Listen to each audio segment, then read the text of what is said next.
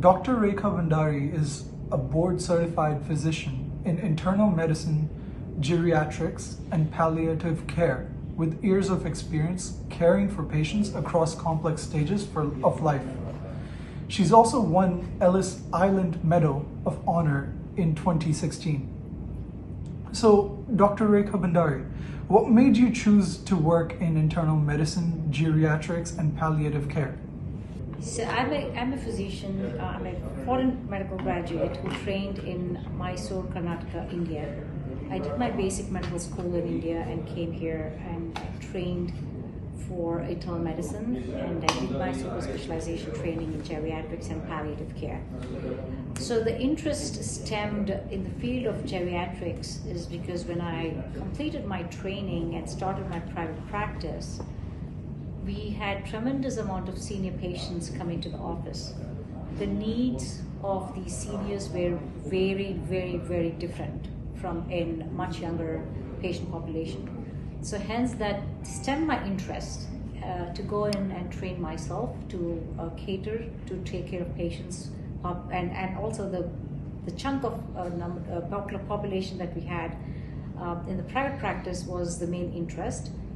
But more and more in the later years of my training and practice, I realized United States is filled with aging population. So there was a need to cater to them and take care of them. So what made you choose to work in internal medicine, geriatrics, and palliative care?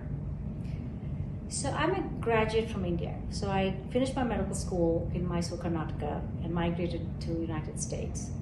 Within the various fields of medicine which was available as an opportunity for me as a foreign physician, one of the most intriguing specialty was internal medicine because of the nature of scope of practice and the broader nature of scope of practice and knowledge that I could gain. And subsequent to that, the knowledge of senior care, because I started practicing internal medicine for a year or two after I graduated.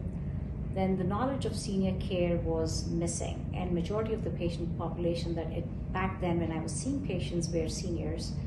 That made me go and look for further knowledge and training in geriatrics. And attached to geriatrics was end of life and palliative, which is the nature of a human life, right? There is birth and there is death, and palliative medicine helps a human being transition with dignity and quality. So hence I chose all three fields. That's truly incredible. And how do you help families make tough decisions for older patients? So when one ages, there is multiple changes that happens in physicality of a human being. There is significant cognitive capabilities that declines. There is emotional aspects, social aspects, spiritual aspects that's come in. So each patient and each family dynamics is different because of their journey through life, their interactions with their connectivity. So it takes a physician's understanding, empathy to spend time and really get to know. I would say there is 4 aspects when you talk about the difficult discussion. One is the physical aspect. The second I would say is the social aspect. Third I would say is spiritual aspect, and the last is emotional and financial economic aspects of it. So as a physician who deals with the whole circle of life, it's very important for someone like me or anyone in this field to look at this complete comprehensive aspect and help them make decisions, specifically when if it's end of life. So, Dr. Rekha Bhandari, so far based on your experience, what's been the biggest misunderstanding people have about palliative care? So not just the people, even the medical fraternity have a lot of misunderstanding on palliative care, right? When someone mentions palliative care, it somehow translates to end of life. That's not true. I would say if I have to define palliative care in its core value, it is a field of medicine which helps a patient or a family member who's facing with their loved one's diagnosis which do not have a cure. someone's diagnosis which they are facing, or a family member whom they're assisting, a patient, the journey of a diagnosis where we know there's no cure, but it does have its own prognosis, that's when the palliative medicine steps in. Not necessarily end of life. We help them make decision. We'll help them make a decision and support the palliative symptoms so that they do not have any kind of pain and suffering, while the curative medicine is parallelly being administered by, let's say, by cardiology, by oncology. The path will meet. Unfortunately, at some point the path will meet, and that when the path meets, that's when we call it as hospice. So the difference between palliative medicine and hospice medicine is very important for anyone to understand, because hospice medicine is something where a person is left with 6 months or less in their life, is I would say end of life medicine. But palliation is giving them the highest dignity, quality, and painless transition of life. So, Dr. Rekha Bhandari, what's been the biggest misunderstanding people have about palliative care? So it's not just the people. I would say even the medical fraternity has a lot of misunderstanding of what is palliative care. Palliative care is a field of medicine by itself, where it helps a patient or the family members who are taking care of their loved ones, help in their journey in a medical diagnosis where they're faced with a condition which does not have cure. Meaning, for example, a patient has advanced heart failure, a patient is suffering from dementia, they might still have another 5 to 8 to 10 years of life. However, palliative medicine helps them not only in medical decision making ahead of time, but also helps for them and the family members to prepare for the journey, giving them the best of care with the pain and symptom management. Meanwhile, the curative medicine divisions are continuing to take care of their patients. The path of palliative medicine and the active intervention medicine will meet when these diagnoses are established. But when that path meets, that's when we call it as hospice medicine, which once a person or a patient has been established in hospice medicine eligible, most of the clinicians, such as myself, we say they might have around 6 months or less to live. So the myth is palliate equates to death. The answer is no. Majority of the studies which has been established in the last decade or so shows a patient or the family members who chooses palliative medicine alongside the rest of the treatment, they have better dignity and quality of life, and also they might live longer. And how is healthcare for older people different in the US compared to India?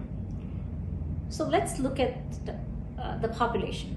Even though the infrastructure could be two different kind of infrastructure, currently we have around 58 million seniors in the United States. For the definition, people who are 65 and above are considered as senior patients or geriatric patients. In India, currently we have close to around 140 million patients. So the magnitude of aging in both the countries is significantly high. The healthcare infrastructure, US has a significant investment versus India, but I would say, formal training is required in the field of geriatric medicine in India, so that the clinicians, the physicians who are rendering care are more prepared for the complexity and polychronic conditions that each individual faces in their life. Lastly, being a physician, how do you define successful aging? What does it look like in this day and age when we have such advanced technologies and such great healthcare system? So that's actually a great question. Longevity or successful aging, to a large extent, is a subjective answer. But I would say you're absolutely right. The research, the genetic therapy, and the transplants has increased the length of someone's life, right? We know that every country, whether it's Western, developed country, developing country, they are improvising on their, or decreasing their mortality rate. I would say, as a geriatrician, successful aging is a combination of multitudes: physical health, emotional health, cognitive health, social health, as well as psychological health. So a investment to physical health in a combination of cardiac exercises, flexibility such as our homegrown yoga and Pilates, and I will say also strength training will really help maintain all three aspects of physical health. Cognitive health is extremely important as physical health, which gets ignored in our midlife or late life of our lives. So exercising the brain is so very important. Succumbing to mundane routine activity triggers a cognitive decline. So keeping that mind active, for people who are listening to this middle-aged or over middle-aged, we hear the buzzwords of artificial intelligence around. So getting to know the basics of it, what's happening in the technological world, what's happening in changes that's happening around us, adapting to it, learning, micro-learning every single day prevents cognitive decline as well as potentially onset of dementia. Emotional and social support is again a bit of subjective. Surrounding yourself with a strong network. Volunteerism is also very important. In any way, form that you volunteer and giving back to the society gives a significant amount of fulfillment. So I would say a combination of all these aspects, I would call it a successful aging. Lastly, what advice would you give to anyone who wants to work in this field? So that's one thing I would say. It is a field of medicine which does not have a glamour attached to it. It does not have a glamour of a cardiologist. It does not have a glamour of a surgeon. But this is a field of medicine which needs a virtue of patience, virtue of empathy, so that, and the best thing I would say is you're not just surrounded with your grandparents, you're surrounded with a multitude of patients. When you talk to them and you interact with them, you gather the wisdom. You get to hear their stories, life stories. It enriches your own experience as a physician and gets you to connect to a different age group. So I would say be prepared. If you have patience, if you have the virtue of empathy, you should be in this field of medicine. Because wherever you look around, whether it is India, whether it is US, you would see an aging person around you, whether as a family, a friend, or a patient. Thank you so much. Thank you.